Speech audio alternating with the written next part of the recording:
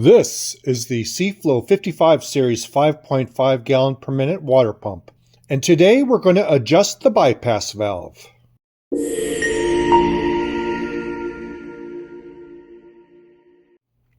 To adjust the bypass valve, we want to remove this rubber grommet right here on the front of the pump. And we're going to use a 2mm Allen key to adjust it. The reason we adjust the bypass valves is to try to eliminate excessive cycling.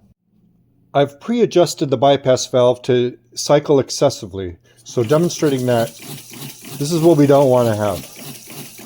So to adjust it, we'll use the Allen key, I have it in here, and we'll give it one whole turn counterclockwise to open.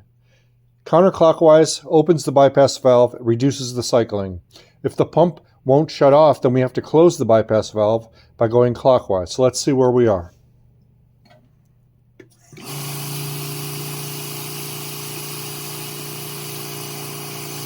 Going down to low flow, the pump doesn't want to turn off. So I opened it too much. I have to close it a little bit. We'll try half. Opening it and closing it, it turned off. Low flow is not cycling. Turn it off.